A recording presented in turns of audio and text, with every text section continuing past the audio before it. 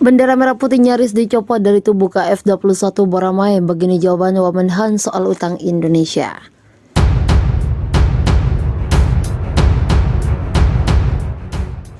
Indonesia dikabarkan belum melunasi pembayaran pesawat tempur KF-21 Boramae. Beberapa waktu lalu media Korea Selatan berkali-kali menyinggung upaya Indonesia untuk melunasi utang pengembangan proyek KF-21 Boramae.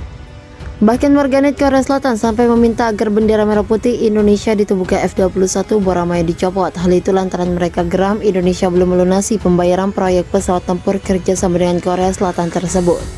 Dikutip dari SBS News, pada KTT pertama antara Korea Selatan dan Indonesia, Presiden Jokowi pertama kali mengusulkan kepada Presiden Yoon Suk Yeol agar mereka melakukan konsultasi bilateral untuk menyelesaikan tidak dibayarnya proyek pembangunan pesawat tempur KF-21 Boramae. Menurut kantor kepresidenan, Presiden Jokowi mengatakan hal ini kepada Presiden Yoon pada pertemuan puncak yang diadakan di kantor kepresidenan di Yongsan, dan menyatakan niatnya untuk terlibat dalam diskusi tingkat kerja.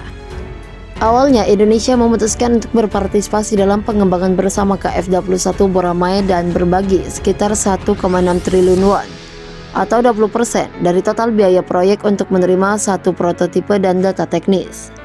Namun setelah proyek dilaksanakan pada tahun 2016, hanya KRW 227,2 miliar yang dibayarkan, dan mulai tahun berikutnya karena keadaan ekonomi pembayaran iuran tertunda sehingga jumlah tunggakan sekitar 800 miliar KRW.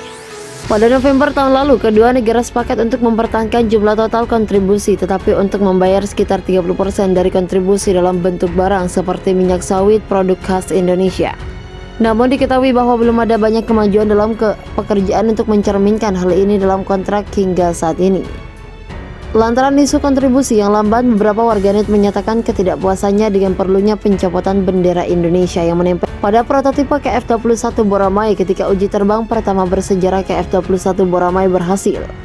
Namun ketika Presiden Jokowi yang memegang bola pertama kali mengumumkan niatnya untuk berkonsultasi dengan KTT ini sebagai peluang konsultasi, diharapkan seorang pejabat dari kantor kepresidenan menjelaskan sekarang Presiden Jokowi telah membuat pernyataan seperti itu, giliran kedua negara untuk melakukan konsultasi tingkat kerja.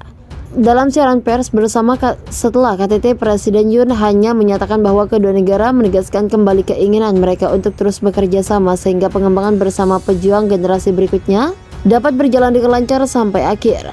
Belum lama ini utang Indonesia pada proyek pesawat tempur KF-21 Boramae kembali disinggung media internasional. Media internasional tersebut menyebut belum ada jawaban pasti dari Indonesia perihal utang atau pembayaran 20% dari total biaya pengembangan KF-21 Boramae.